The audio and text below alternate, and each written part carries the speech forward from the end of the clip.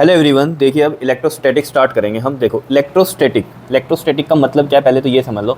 Electrostatic, देखो electro मतलब क्या होता है हमारे पास चार्ज, ठीक है, और स्टैटिक मतलब क्या होता है रेस्ट, ठीक है। तो चार्जेस की जो स्टडी करनी है हमें यहाँ पर कैसे करनी है, जब वो रेस्ट पे हैं, जब चार्जेस रेस्ट पे हैं उनकी स्टडी करनी है, क्योंकि चार्ज रेस्ट पे भी हो सकता है, चार्ज मूव भी हो सकते हैं, ठीक है। तो अलग अलग कंडीशन हो जाती है दोनों की, ठीक है। मतलब चार्ज अगर रेस्ट पे तो वो एक अलग प्रॉपर्टी से बिहेव करता है, चार्ज अगर मूविंग हो जाए, ठीक है, तो वो अलग प्रॉपर्टी से बिहेव करता है, ठीक है। जैसे पहले इस बात को समझो, जैसे मान लो मैंने आपको कहा कि ये आपके पास क्या है, दो मासेस हैं। आप ये बताओ यहाँ पर कौन सी फोर्स लगेगी। मान लो ये दूरी कितनी है इनकी, r दूरी है, तो आपको सभी को पता है यहाँ पर कौन सी फोर्स लगती है, ग्रेविटेशनल। क्यों लगती है ग्रेविटेशनल फोर्स बताओ। क्योंकि इसका भी एक ग्रेविटेशनल फील्ड होगा और इसका भी एक ग्रेविटेशनल फील्ड होगा, तो यहाँ पर ग्रेविटेशनल फोर्स लगती है, ठीक है। अब मैं आपको कह दूँ कि यहाँ पर इस पर चार्ज q है और इस पर भी चार्ज q है। अब कौन सी फोर्स लगेगी। अब देखो ग्रेविटेशनल तो लगेगी क्योंकि मासेस की वजह से लगती है ग्रेविटेशन, लेकिन यहाँ पर एक और नई फोर्स भी लगेगी। वो कौन सी होगी, इलेक्ट्रोस्टैटिक फोर्स। कौन सी फोर्स होगी वो, इलेक्ट्रोस्टैटिक फोर्स, ठीक है। वो भी आ जाएगी। क्यों आ जाएगी, देखो जब भी कोई हम चार्ज की बात कर रहे हैं तो उसका एक अपना इलेक्ट्रिक फील्ड होता है, ठीक है। इसका अपना एक इलेक्ट्रिक फील्ड होगा, ठीक, और इस वाले का भी क्या होगा, एक इलेक्ट्रिक फील्ड होगा। अब मैंने मान लो ये इसमें बोल दिया आपको, मैंने कहा चार्ज q है जिसका मास m है, ये चार्ज q है जिसका मास m है। अब यहाँ ग्रेविटेशनल फोर्स तो लगी रही होगी, ठीक है, लेकिन यहाँ पर एक फोर्स कौन सी होगी, इलेक्ट्रोस्टैटिक फोर्स भी होगी। क्या इतनी बात क्लियर है या नहीं है। इलेक्ट्रोस्टैटिक फोर्स क्यों है, क्योंकि यहाँ पर क्या है आपके पास ग्रेविटेशनल फील्ड तो है ही है, साथ में इलेक्ट्रिक फील्ड भी आ गया चार्ज का, इसके पास भी इलेक्ट्रिक फील्ड आ गया। अब जरा मैं इसमें आपको ऐसे कहूँ कि ये दो चार्ज हैं या दो मतलब मासेस हैं, इनमें ग्रेविटेशनल फोर्स तो लगी रही है। मैंने कहा एक पे चार्ज क्यू है, अब बताओ इस पे फोर्स, अब सिर्फ एक ही लगेगी ग्रेविटेशनल वाली। इलेक्ट्रिक जो यह बोलते हैं हम इलेक्ट्रोस्टैटिक फोर्स क्यों नहीं लग रही है यहाँ पर, क्योंकि कोई भी जो मटेरियल है वो जो फील्ड प्रोड्यूस करेगा वही एक्सपीरियंस भी करेगा। अब मान लो ये यहाँ पर इलेक्ट्रिक फील्ड प्रोड्यूस तो कर रहा है, ठीक है, लेकिन दूसरा कोई इलेक्ट्रिक फील्ड तो है नहीं कि जो इस पर इफेक्ट करेगा, तो ये कोई फोर्स एक्सपीरियंस नहीं करता। समझ रहे हो, जो प्रोड्यूस करता है वही वो एक्सपीरियंस करता है। अब जैसे यहाँ पर ये प्रोड्यूस कर रहा है ग्रेविटेशन फील्ड, ये भी ग्रेविटेशन फील्ड, तो इसके ग्रेविटेशन फील्ड से ये एक्सपीरियंस कर रहा है क्योंकि ये भी ग्रेविटेशन फील्ड प्रोड्यूस कर रहा है, तो वही फील्ड वो एक्सपीरियंस भी करेगा। तो यहाँ से ग्रेविटेशन फील्ड आ ही रहा है तो उसकी वजह से एक्सपीरियंस कर रहा है। सेम इसके साथ हो रहा है, ये भी ग्रेविटेशन फील्ड प्रोड्यूस करता है और यहाँ से भी ग्रेविटेशन फील्ड आ रहा है, तो ये वाला जो ये प्रोड्यूस कर रहा है वही चीज़ ये एक्सपीरियंस करेगा।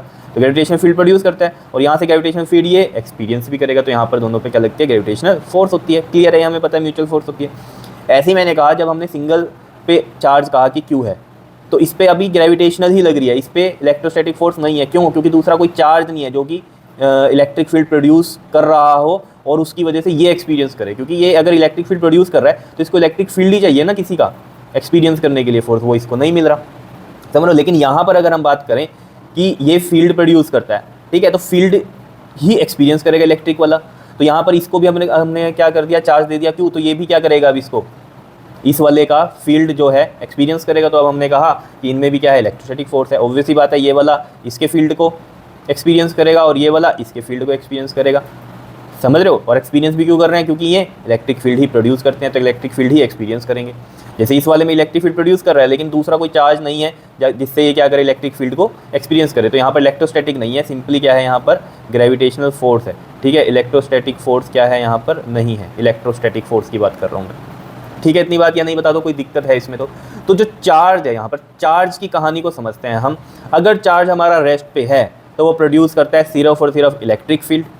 चार्ज अगर मूव करे विद कांस्टेंट वेलोसिटी, अगर चार्ज मूव करने लग जाए तो वो प्रोड्यूस करता है इलेक्ट्रिक फील्ड तो करता ही है, साथ में मैग्नेटिक फील्ड भी करता है। देखो कैसे, जैसे मैंने आपको बोला कि मान लो ये चार्ज है यहाँ पर, ठीक है, ये चार्ज मूव करने लग गया। अब ये चार्ज मूव कर रहा है तो ऑब्वियस ही बात है इसमें क्या प्रोड्यूस होगा, करंट आ जाएगा ना।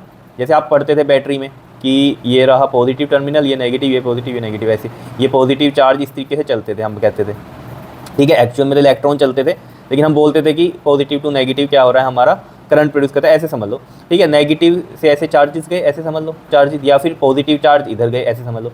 जब चार्जेस मूव करते हैं तो क्या आता है, करंट आता है, या इलेक्ट्रॉन इधर गए तो उसके अपोजिट करंट फ्लो करते हैं, या फिर पॉजिटिव चार्जेस इधर गए उसी के अलोंग करंट भी आता है। तो जब करंट आ जाता है तब मैग्नेटिक फील्ड प्रोड्यूस होता है। तो वो करंट कब आया, जब चार्ज मूव करे, तभी यहाँ पर लिखा हुआ है इसने कि जो चार्ज मूव करें। अगर ये देखो एक क्वेश्चन बनता है एक आपके पास आएगा जब मैं डीपीपी वगैरह कराऊंगा आपको, तब देखना आप।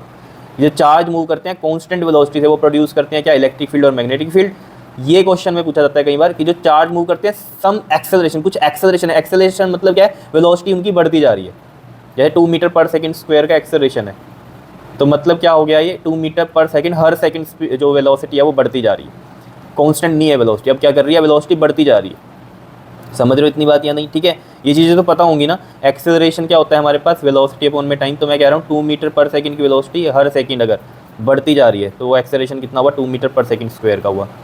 समझ रहे हो? तो अगर ऐसा है कि कुछ एक्सेलरेशन से मूव कर रहा है चार्ज, तो वो प्रोड्यूस करता है इलेक्ट्रिक फील्ड, मैग्नेटिक फील्ड और साथ में रेडिएशंस प्रोड्यूस करता है। इन तीनों को कंबाइंड करके हम क्या बोल देते हैं कि ये इलेक्ट्रोमैग्नेटिक वेव प्रोड्यूस करता है।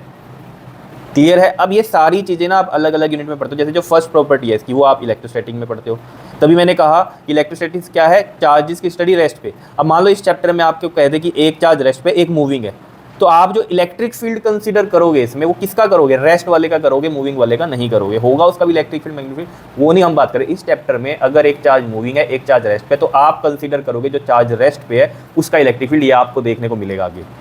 ठीक है, क्लियर है बात? जैसे हमने कहा इलेक्ट्रिक फील्ड और मैग्नेटिक फील्ड प्रोड्यूस करता है अगर कांस्टेंट वेलोसिटी से मूव कर रहा है चार्ज, तो ये आपको मैग्नेटिक इफेक्ट ऑफ करंट में पता चलेगी कहानी। ठीक है, क्योंकि मूव करने लगे चार्ज तो करंट आ गया। और जो इलेक्ट्रोमैग्नेटिक, जो हमने कहा कि सम एक्सेलरेशन से अगर चार्ज मूव कर रहा है तो वो प्रोड्यूस करता है इलेक्ट्रोमैग्नेटिक वेव। तो ये आप इलेक्ट्रोमैग्नेटिक वेव में पढ़ोगे ये कहानी सारी। क्लियर है? इतनी बात बता दो, इसमें कोई दिक्कत है तो, कोई परेशानी है तो? सिंपल सी कहानी है। ठीक है, मैं अब यहाँ पर जो मेन आपको बात बता रहा हूँ कि कोई भी मटेरियल है वो एक्सपीरियंस क्या चीज़ करेगा, जो वो प्रोड्यूस कर रहा हो। जैसे चार्ज क्या प्रोड्यूस करता है, इलेक्ट्रिक फील्ड, तो इलेक्ट्रिक फील्ड ही एक्सपीरियंस करेगा। जैसे हमने कहा था कि यहाँ पर चार्ज रख दिया हमने, लेकिन ये इलेक्ट्रिक फील्ड ही एक्सपीरियंस करेगा। यहाँ इलेक्ट्रिक फील्ड किसी दूसरे की वजह से तो आ नहीं रहा है, इसका अपना है, वो एक अलग बात है, लेकिन कोई दूसरा तो नहीं है जिसको ये एक्सपीरियंस करे। अब ग्रेविटेशनल फील्ड है इसका, वो थोड़ी एक्सपीरियंस करेगा ये। समझ रहे हो इतनी बात या नहीं? वो क्लियर है? इतनी बात बता दो, समझ रहे हो? तो मतलब हम क्या कह रहे हैं इसमें कि ग्रेविटेशनल जो फील्ड है इसका, वो चार्ज तो एक्सपीरियंस नहीं करेगा। हाँ, जो मास है मटेरियल का वो ग्रेविटेशनल फील्ड में तो है ही, ऑब्वियस सी बात है, वहाँ तो ग्रेविटेशनल फोर्स लगती है। ठीक है, चलो जल्दी से बात करते हैं हम चार्ज की। तो देखो जरा मेन कहानी अभी हमें यहाँ पर चार्ज की पढ़ते हैं। चार्ज क्या है, प्रॉपर्टी है मटेरियल की, जिसकी वजह से मटेरियल क्या करता है, प्रोड्यूस करता है और एक्सपीरियंस करता है क्या, इलेक्ट्रिकल एंड मैग्नेटिक इफेक्ट्स। जैसे कि मैंने अभी आपको बताया चार्ज है कोई, ठीक है, तो ये प्रोड्यूस क्या करेगा बताओ, इलेक्ट्रिक फील्ड भी प्रोड्यूस करता है, और अगर मूविंग में है तो वो मैग्नेटिक फील्ड भी प्रोड्यूस कर सकता है। ठीक है, तो एक्सपीरियंस भी वही चीज़ें भी कर सकता है। यही तो बात हुई। क्लियर है या नहीं है? जैसे आपने चार्जेस में पढ़ा ही है, अट्रैक्शन, रिपल्शन, ये सब चीज़ें आपको पता है, क्लास 10th में आपने पढ़ी हैं। ठीक है, चलो अभी के लिए जो मैं यहाँ पर समझाना चाहता हूँ आपको, तो ये चीज़ समझ में आई आपको, चार्ज क्या प्रॉपर्टी है मटेरियल की, जिसमें मटेरियल क्या करता है, प्रोड्यूस करता है और एक्सपीरियंस करता है इलेक्ट्रिकल एंड मैग्नेटिक इफेक्ट, उसे हम क्या बोलते हैं, चार्ज। क्लियर है? यूनिट की बात करते हैं। देखो अब सभी ने आपने पढ़ा है करंट जो होता है हमारे पास क्या होता है, चार्ज अपॉन में टाइम। तो यहाँ से अगर हम चार्ज देखें तो वो क्या बन रहा है, आई इंटू में टाइम, करंट इंटू में टाइम। क्लियर? तो यूनिट की अगर हम बात करें, सबसे पहले तो ये कैसी क्वांटिटी है, ड्राइव्ड क्वांटिटी है ये। ठीक है, ड्राइव्ड क्वांटिटी है क्योंकि आपको पता है दो क्वांटिटीज़ होती है आपके पास, एक फंडामेंटल और एक ड्राइव्ड। तो ये ड्राइव्ड है क्योंकि ड्राइव करके आई है, charge is the derived quantity. Clear? अब इसका जो यूनिट होता है ना, जो एसआई यूनिट होता है इसका, वो क्या होता है, यहाँ से देखो ये एम्पियर हो गए इसके, और इसके क्या हो गए आपके पास, सेकंड हो गए। ठीक है, तो मैं इसको ऐसे लिखूंगा, एम्पियर एस बड़ा और टाइम का सेकंड का एस छोटा। ही पता है आपको, साइंटिस्टों के नाम पे जो होता है वो हम बड़े उससे लिखते हैं। ठीक है, सिंबल। क्लियर है इतनी बात? तो इसका जो नॉर्मली हम लिखेंगे वो इस तरीके से लिख सकते हैं, एम्पियर सेकेंड, क्या हुआ है ये, A S, ampere second. Clear है इतनी बात या नहीं? दूसरा एक और ऐसा यूनिट होगा इसका, क्या, कूलम। क्या होगा, कूलम। याद रहेगा, सी से हम इसको लिखते हैं। क्लियर है?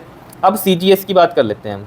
सीजीएस यूनिट देखो, अभी हमने बात करी कि चार्ज देखो दोनों फील्ड प्रोड्यूस करता है, इलेक्ट्रिक फील्ड भी करता है और अगर वो मूविंग हो जाए तो मैग्नेटिक फील्ड भी करता है। ठीक है, अगर वो इलेक्ट्रिक फील्ड प्रोड्यूस कर रहा है तब, अगर वो इलेक्ट्रिक फील्ड प्रोड्यूस कर रहा है तब की हम अगर बात करें सीजीएस में, तो एक होता है आपके पास इलेक्ट्रोस्टैटिक यूनिट। क्लियर है? क्या है, इलेक्ट्रोस्टैटिक यूनिट। दूसरा होता है आपके पास स्टैट कूलम। क्या होता है आपके पास, स्टैट ऐसे लिखेंगे हम, और कूलम।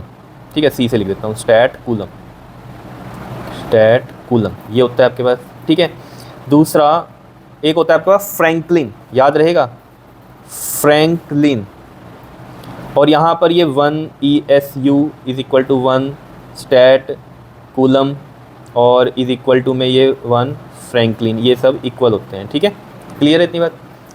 बताओ कोई दिक्कत इसमें तो? ठीक है, अगर ये मैग्नेटिक फील्ड प्रोड्यूस करता है, चार्ज अगर मैग्नेटिक फील्ड प्रोड्यूस कर रहा है, तब CGS में एक होता है आपके पास इलेक्ट्रोमैग्नेटिक यूनिट, क्लियर, दूसरा होता है आपके पास इसमें एब्सोल्यूट कूलम, इसको ऐसे लिख देंगे एब्सोल्यूट कूलम। ठीक है, कोई दिक्कत नहीं है इसमें। अब देखो ये तो चलो हमें पता चल गया भैया मैग्नेटिक फील्ड के लिए ये होते हैं CGS में यूनिट, और इलेक्ट्रिक फील्ड के लिए ये CGS में यूनिट होते हैं चार्ज के। अब इनका रिलेशन जो है SI के साथ वो क्या होगा, क्योंकि जैसे मान लो आपको क्वेश्चन आ जाए कि 1 EMU डिवाइड बाय 1 ESU, बताओ रेशो बतानी है इसकी। ठीक है, तो हमें पता होना चाहिए ना रिलेशन भी तो कूलम की उसमें, ठीक है ना, तो यहाँ से तो ये 1 1 ही आ रहा है। ठीक है, लेकिन ये कट जाएँ ऊपर नीचे इनके यूनिट भी, इस तरीके से क्या चीज़ हो सकती है। तो अब हम इसके SI में देखते हैं कि क्या कन्वर्जेंस होती है।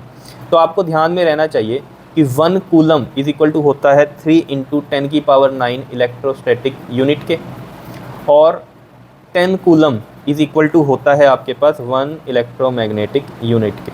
क्लियर है इतनी बात? तो अब ये यहाँ पर रख दो। देखो सॉल्यूशन में हम चलते हैं इसके, तो सॉल्यूशन में जब हम चलेंगे यहाँ पर देखो ज़रा क्या लिखें इसमें, 1 EMU 10 कूलम के इक्वल है, और 1 ESU किसके इक्वल है, 3 × 10⁻1 ESU। अब यहाँ से देखो ज़रा, अगर मैं ये चीज़ करूँ तो 1 ESU यहाँ से निकाल लो, कितना आएगा, 1/3 × 10⁹ कूलम होगा। ठीक है, तो ये 1/, में आएगा। ठीक है, 1/10⁹ कूलम 1 ESU। समझ पा रहे हो बात को? ठीक है, कूलम से कूलम कट गया। अब देखो ये इस तरीके से लिख सकता हूँ मैं, ये ऊपर चला जाएगा 3 × 10⁻9, और ये 1 यहीं नीचे ही रह गया। ठीक है, तो ये कितना हो गया आपके पास, 3 × 10⁻10 ओनली, कूलम नहीं आएगा, कूलम से कूलम कट गया। क्लियर है इतनी बात या नहीं, बताओ समझ में आया? तो ये चीज़ कब कर सकते हो, जब ये कन्वर्जेंस आपको पता होंगी। ठीक है, अब बात करते हैं हम इसमें प्रैक्टिकल यूनिट ऑफ चार्ज के। प्रैक्टिकल यूनिट ऑफ चार्ज क्या होते हैं? प्रैक्टिकल यूनिट ऑफ चार्ज बताओ। फैराडे। क्या होते हैं? फैराडे, याद रहना चाहिए, ये फैराडे होते हैं। एक फैराड भी होता है। फैराड किसका यूनिट होता है बताओ? कैपेसिटेंस का यूनिट होता है फैराड। ये है फैराडे। फैराडे एक प्रैक्टिकल यूनिट किसका है? चार्ज का है। अब देखो जरा यहाँ पर हम इसको कन्वर्जेंस भी कर सकते हैं इसमें।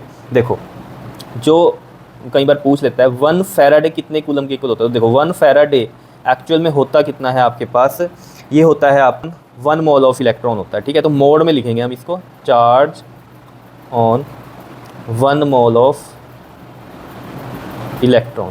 क्लियर? अब 1 मोल क्या होता है जल्दी से बता दो। 1 मोल क्या होता है? पढ़ा होगा आपने। 1 मोल एवोगैड्रो नंबर होता है। ठीक है, तो यानी कि 1 मोल पे कितना चार्ज है? ठीक है, 1 charge on 1 mole of electron. तो 1 मोल में कितने इलेक्ट्रॉन होते हैं जल्दी से बता दो। 1 मोल में कितने इलेक्ट्रॉन होते हैं? 6.023 इंटू में 10⁻23 होता है, तो इतने इलेक्ट्रॉन। और इलेक्ट्रॉन, एक इलेक्ट्रॉन पे चार्ज कितना होता है बता दो? 1.6 इंटू में 10⁻⁻19। क्लियर है इतनी बात? अब इलेक्ट्रॉन का चार्ज माइनस में होता है, लेकिन हमने यहाँ प्लस में लिया क्योंकि ये वैल्यू किस में है, यहाँ पर मोड में है। क्या इतनी बात क्लियर है या नहीं है बताओ? इस वजह से लिया है, कोई दिक्कत? अब इस पूरे को आप जब सोल्व करोगे तो ये आपके पास आएगा 96,500 कूलम। समझे क्या किया? 1 फैराडे जो था हमारे पास क्या है? 1 मोल ऑफ जो इलेक्ट्रॉन्स हैं उन पे जो चार्ज है, तो 1 मोल, एक इलेक्ट्रॉन पे चार्ज पता है आपको कितना है? 1 मोल में कितने इलेक्ट्रॉन होते हैं? इतने होते हैं, तो इनको मल्टीप्लाई कर देंगे, सीधी सी बात है। और इलेक्ट्रॉन पे नेगेटिव चार्ज होता है, लेकिन यहाँ प्लस में क्योंकि ये मोड में, इस वजह से ऐसे किया। तो आपसे कोई पूछ ले 1 फैराडे में कितने होते हैं? 96,500 कूलम। लेकिन आता कैसे है ये भी पता होना चाहिए कि 1 फैराडे का मतलब क्या होता है? Charge on 1 mole of electron. Clear है इतनी बात? बता दो, समझ में आई बात? बहुत ही ईजी था। ठीक है, तो ये करो जरा, जो भी यहाँ पर मैंने आपको बातें बताई हैं, ठीक है, अच्छे से आपको पता होनी चाहिए, बहुत ही काम की है। ठीक है, तो इसी तरीके से हम छोटी छोटी वीडियोस बनाएंगे आपके लिए, ठीक है, ताकि आपको भी डिफ़िकल्टी ना हो देखने में। ठीक है, बाकी आप कंटिन्यूटी में देखते रहें। क्लियर? ओके जी, थैंक यू।